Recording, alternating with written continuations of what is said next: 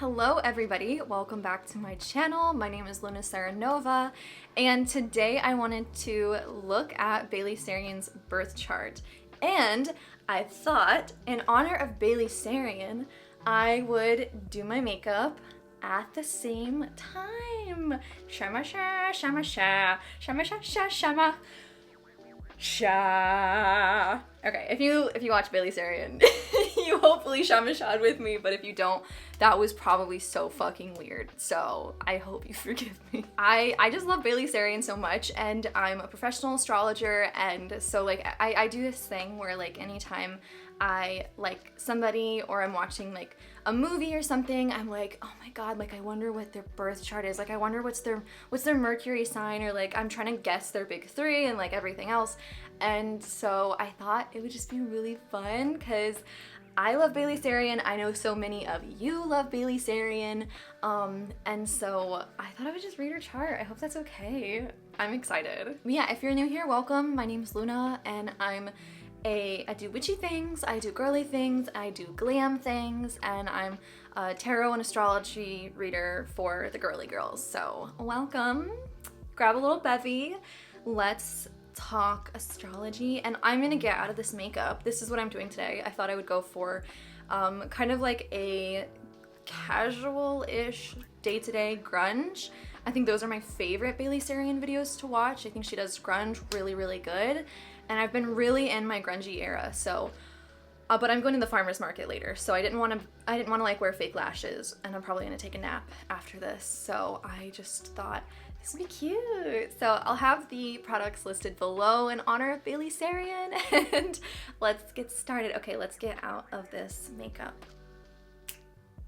Okay, welcome guys. Okay, I'm gonna be doing my skincare. All my products are gonna be linked below, but yeah, I just wanted to start by maybe explaining who Bailey Sarian is. It's kind of silly to me because I feel like everyone probably knows who Bailey Sarian is, but if you don't know for whatever reason, she is a YouTuber, she does beauty videos, and she also does murder mystery, so that's kind of her thing.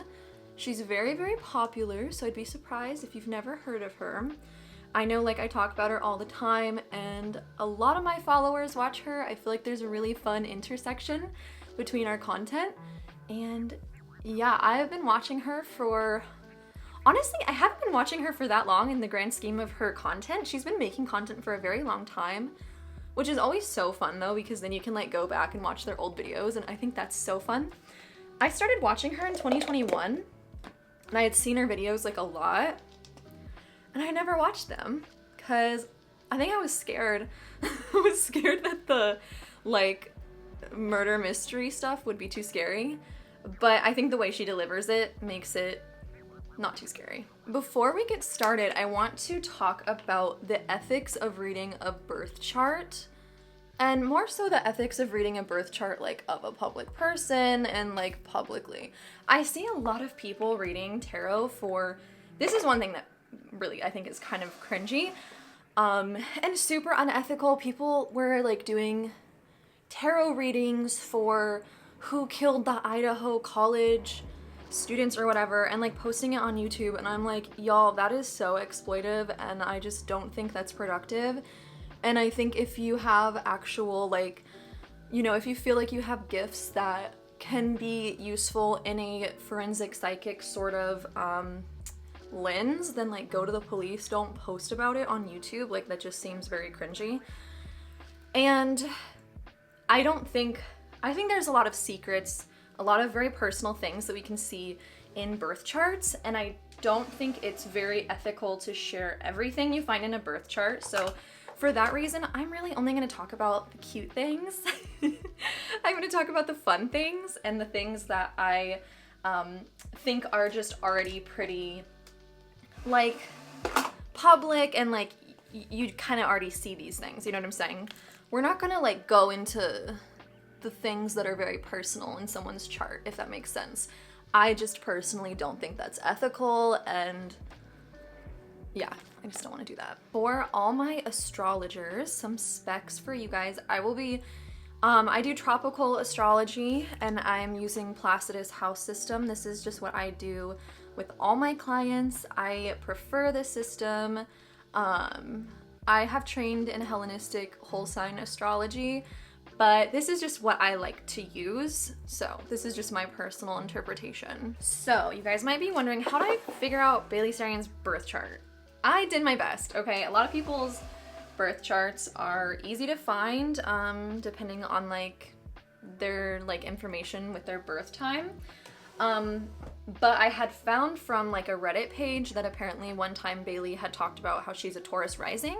So I don't have her birth time, obviously, so I just kind of worked with the chart and fixed it to where it would be at the Taurus rising point for her birthday, if that makes sense. So that's how we got where we got. So I'm gonna start with what most people probably know about their birth chart if they are into astrology, and it's the sun, moon, and rising. As you can see, Bailey Sarian is a Sagittarius sun, a Cancer moon, and a Taurus rising.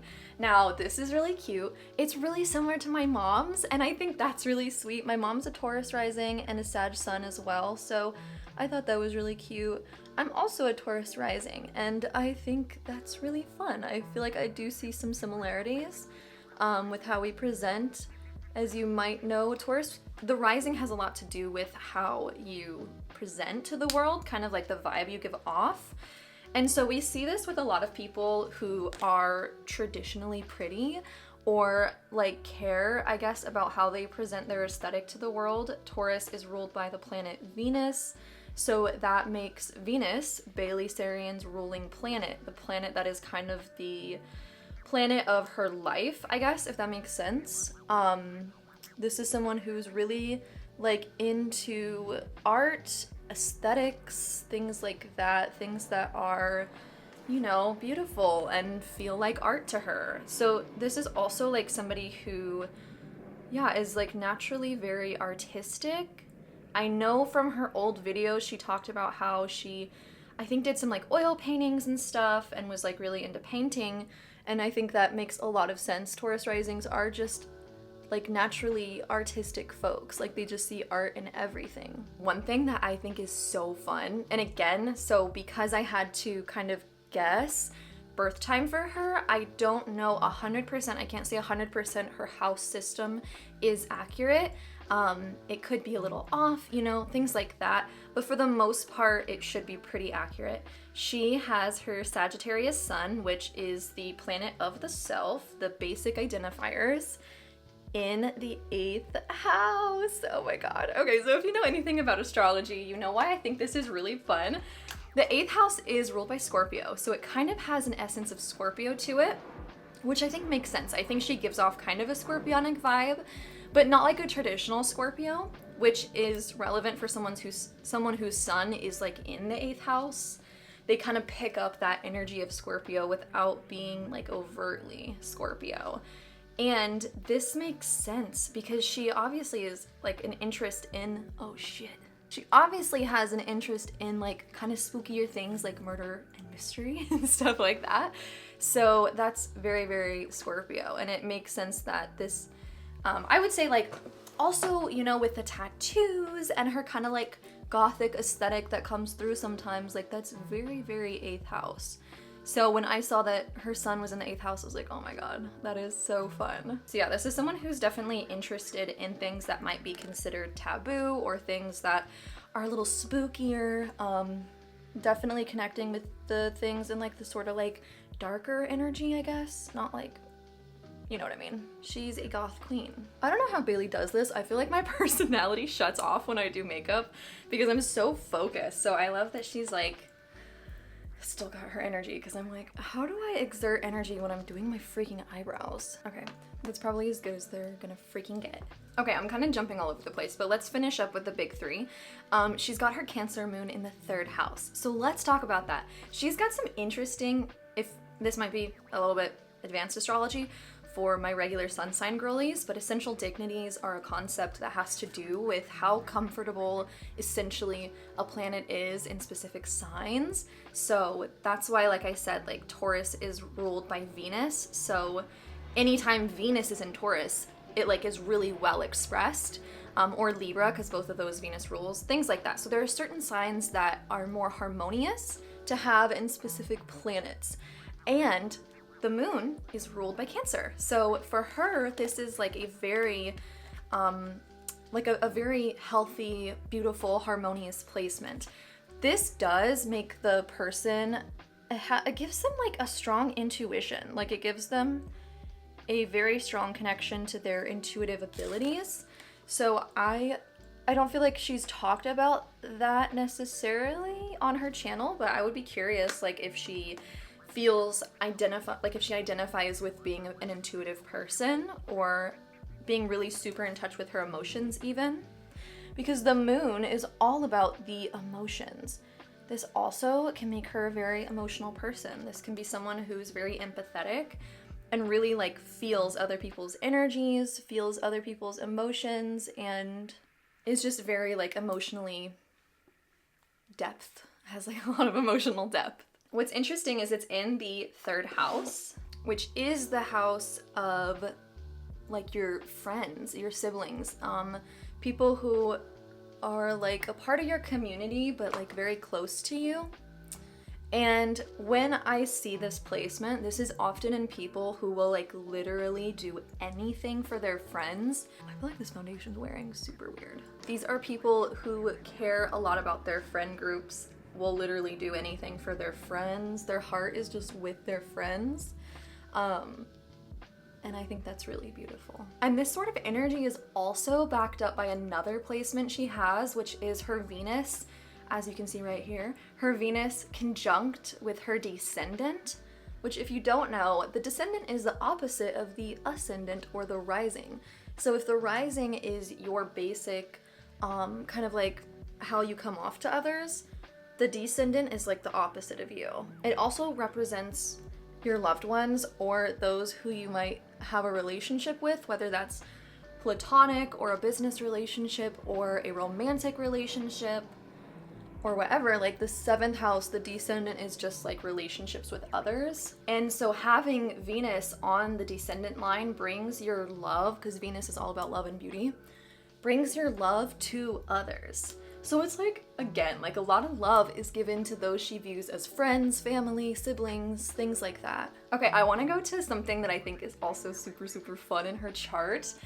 Okay, the big things, I thought the Sun in Scorpio in the 8th house was really fun because I feel like that's just so murder mystery makeup Monday of her. Like it just feels really in line with like her energy, but also she has Jupiter and Gemini in the 1st house. So Jupiter is this planet of expansion and of growth and of like visibility. It has a lot to do with fame and money and luck even. So having it in her 1st house, the 1st house is the house of the self, of the identity, of what people see when they think of you.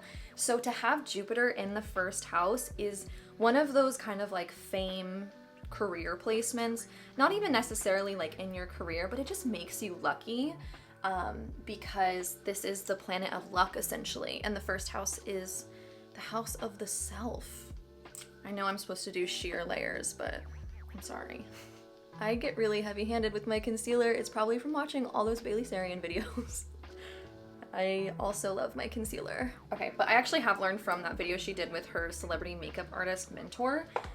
Okay, it like changed my life. Let my concealer dry in between layers, that literally changed my life, like actually. Okay, I don't know if I mentioned this before, but I do want to do like a wearable grungy look. I've been in my grungy era recently, and I have these ColourPop palettes I've been really liking. Really like ColourPop because they're not very expensive and they are really good. I really like them. Okay, and also on that note of Jupiter in the 1st house, let's look at the sign it's in. It's in Gemini. Okay, and so what do we know about Gemini? Gemini is an air sign. I hope this is making sense. Gemini is an air sign, and this is indicative of a sign that is really great at communication. So she has this planet of luck in the house of the self and how others like perceive you and stuff. And it's also in the sign that wants to communicate and tell stories, like hello.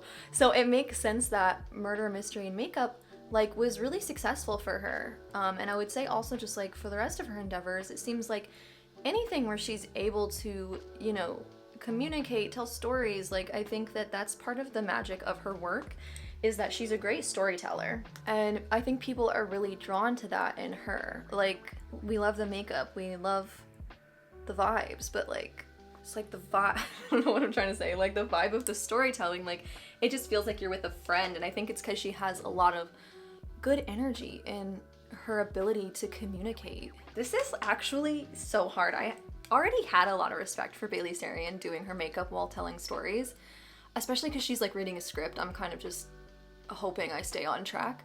But it's like, how does she do this? How does she line this up? Like, I feel like I'm getting ahead of myself. Maybe I'm not. I don't know. This is impressive. I love her for this. I'm trying to make this wearable because I'm going to the farmer's market after this, so I don't want to look too crazy, but it might not be wearable. It might be a little crazy, and that's fine. Oh, also I want to say, like, Jupiter in the first house, this also indicates like that the fame is gonna have to do with how you look. Not like, oh, because you're pretty or whatever, but because like you are a YouTuber, you know, so it's like she's like remembered for how she looks because her face and her essence is at the forefront of what she does.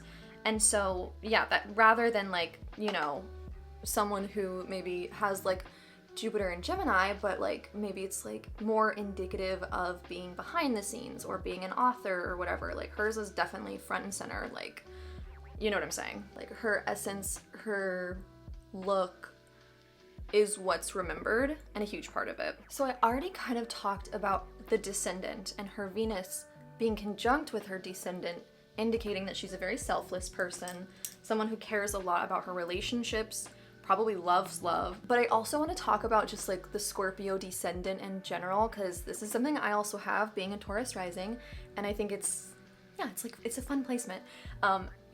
So her having her Venus right there in the 7th house definitely makes it to where she's someone who loves love. She probably loves partnerships. She probably doesn't love being alone, whether that's like, you know, companionship with friends or like whatever. I think she definitely likes to have company. So the descendant is indicative of like what we find attractive in others.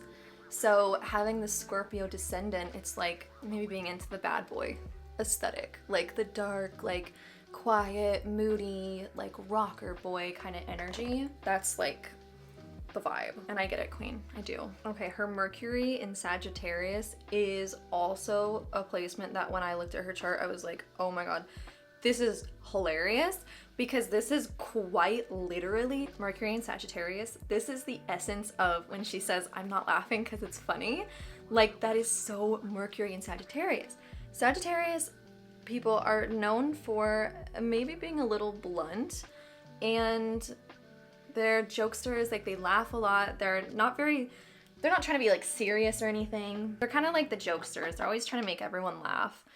And Mercury is the planet that rules our communication. So this is essentially representing how we speak, how we express ourselves, how we communicate. And so like when I saw this, I was like, oh my god, this is literally, it makes so much sense why she does that. She always laughs. She's like, I'm not laughing because it's funny. It's not funny. It's so Mercury in Sagittarius. And it's also interesting because this Mercury in Sagittarius is hanging out in her 7th house. And one thing about the 7th house, like I said, it rules relationships. It also rules business partnerships, how you show up in business in that way. And so it makes sense that Mercury, this planet of communication, is showing up in her business partnerships, because her career is a lot about speaking and like being perceived. And obviously for her murder mystery makeup videos, like she does a lot of research, which is also very mercurial. A placement that I think is really funny of hers is one that I also have, and it's her Mars and Aries in the 12th house. And I think it's funny because I don't think this is something that necessarily is super visible in her work, because I mean, I think she comes up on camera and she's like very, you know, fun-loving and excited, but this is not someone you want to piss off. Like Mars and Aries, this is another one of those placements where the sign is in the planet that it's happiest. Or the planet is in the sign that it's happiest. So Mars is in its domicile, which is what we call basically it's in its home, like it's feeling good when it's in Aries and Scorpio. So Mars and Aries, this is someone who you don't want to fuck with. You really don't want to fuck with this person. I also feel like Mars and Scorpio, again, I have this placement and I think we come off very fun and like, you know, very nice and stuff because we are, and it's like, we might just be quick to anger, but we're also very quick to get over it. It's also in her 12th house though, which sometimes can indicate that, you know, this is the house of like the hidden things. So it could be that sometimes she maybe doesn't feel like she can express it. Or maybe she like internalizes it a lot and that's just something, you know, to work through. I know for me, something that was really helpful, if any of you have Mars and Aries, especially if it's in the 12th house, because that's literally my same placement as well, I found that when I get really angry, like if I just go run on a treadmill and like let myself cry, it's like super embarrassing if you're in public. I used to have a treadmill in my like apartment complex, and I would just like walk downstairs and cry on the treadmill, but I would get all that anger out and it would be really helpful. And I would just like hope that no one would walk in while I'm just like sobbing, listening to Doja Cat, running at like 5.5 speed. Another placement that I think is notable is she has Saturn in Capricorn, which is another one that is at home in that sign. She has a lot of domicile essential dignities, which is really nice. And it's in the 9th house. Now this is really interesting, and I think this is something that you really see if you watch some of her videos. Like especially, I remember the video where she talks about how she got started in doing makeup, and she talks about how she like stayed up all night and like did nothing but research the best products and stuff to use. And that is so Saturn in Capricorn, because Capricorn, essentially Saturn is the planet that it's kind of like Big Daddy. That's what I like to call it. Like it's the planet that is mature and responsible. We can sometimes have blocks in this area because it's a lot about teaching us lessons, but having Saturn in its home sign of Capricorn makes it to where you're like you have a very strong work ethic. And I think you see that in a lot of her videos. You see that when you like listen to her and listen to her experiences. And so it's part of, I think, why she's been so successful is because she has this really, really strong work ethic and like a very like high standard for the work she puts out. A lot of like dedication, a lot of drive with this placement. So this makes somebody like very dedicated to their craft, and also like they're gonna get it. They're gonna get what they want, especially with that Mars and Aries too. Like she knows what she wants, she's gonna get it. What's interesting is it's in the 9th house, which can indicate like very much a practicality essence to her. She's also, I think this is really interesting too because she's very into like reading a bunch of books, which I feel like is very much Saturn in Capricorn, like just a desire to learn. The 9th house is connected to Sagittarius. Obviously she has Sagittarius in her chart a number of times.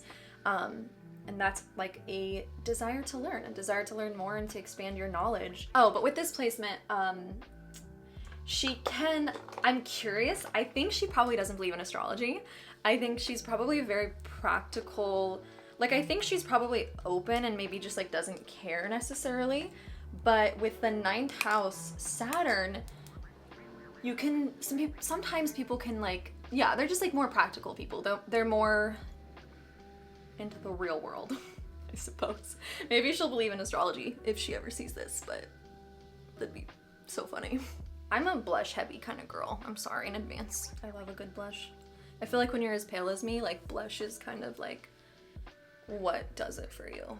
Okay, and there's a couple of aspects that I think are very fun and very telling. She has her sun making a conjunction to Mercury, which is another placement that tells you that she is going to be a communicator.